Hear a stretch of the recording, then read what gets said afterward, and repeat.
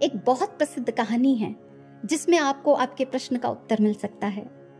एक बार एक राजा जो अपने मंत्री के साथ हमेशा रहता था, वो मंत्री के बिना कोई काम करता ही नहीं था। और वो राजा और मंत्री राजमहल में साथ बैठे थे।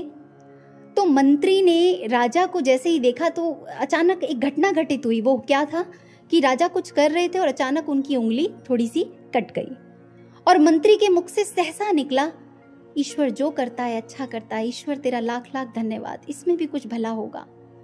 अब जो राजा था उसे बहुत बुरा लगा, वो मंत्री की सारी अच्छाई भूल गया और उसे तुरंत संशय हुआ अपने मंत्री पर कि जरूर ये मेरा कुछ अहित चाहता है। आज मेरे हाथ से खून बहा है, मुझे पीड़ा हो रही है, तकलीफ हो रही है और ये कहता है भगवान तेरा धन्यवाद, इसका मतलब ये मेरा कुछ बुरा चाहता है। अब देखिए क्या घटना घटित होती है। ये राजा मंत्री को जेल में डलवा देता है और ये राजा कुछ समय बाद शिकार के लिए जाता है। इसके सैनिक सब पीछे छूट जाते हैं, जंगल में कहीं भटक जाता है और इसे कुछ लोग पकड़ लेते हैं बलि के लिए। अब राजा की बलि दी जाने वाली है, मृत्यु सामने खड़ी है। आप सोच सकते हैं कोई भी व्यक्ति हो, मृत्यु सामने हो तो मन की स्थिति क्या होगी। अभी बस कार्य पूर्ण होने ही वाला था कि अचानक से उन लोगों में से किसी एक की दृष्टि पड़ी राजा के ऊपर। उन्होंने कहा, अरे अरे देखो, इसका तो अंग भंग है, इसकी तो उंगली कटी हुई है, ऐसे व्यक्ति को थोड़ी ना बलि के लिए प्रयोग में लाया जाता है, ये तो अपूर्ण है, इसे छोड़ो, इसको बलि में नहीं प्रयोग कर सकते। जब साक्षात जीवन दान मिला हो तो फिर सीधे आत्मा ही बोलती है, फिर मन नहीं बोलता। उसके बाद जब राजा महल तक पहुंचा तो उसकी आत्मा बार बार चीख चीख कर उसे बताने लगी, तूने मंत्री के साथ अच्छा नहीं किया, तूने जो भी कुछ किया अच्छा नहीं किया।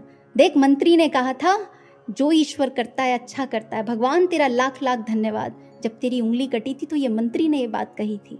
सबसे पहले जाकर मंत्री को जेल से मुक्त करना है।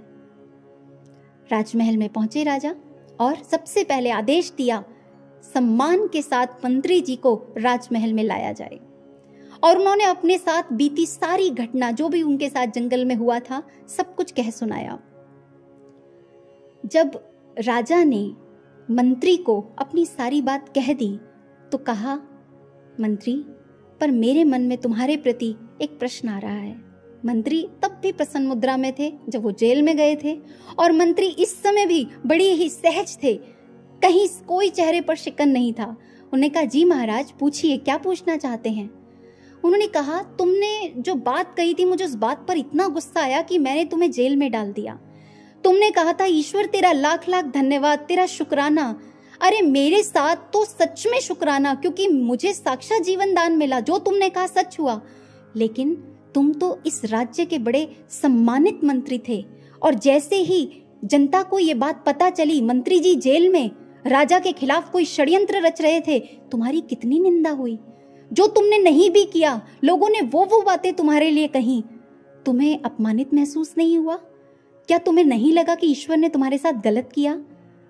वो मंत्री बड़ी सहजता से हाथ जोड़कर बोला, महाराज, मेरे ईश्वर यदि आपको प्रेरणा ना देते कि मुझे जेल में डाला जाए तो आप खुद ही सोचिए, आप मेरे बिना कहीं कहाँ जाते थे।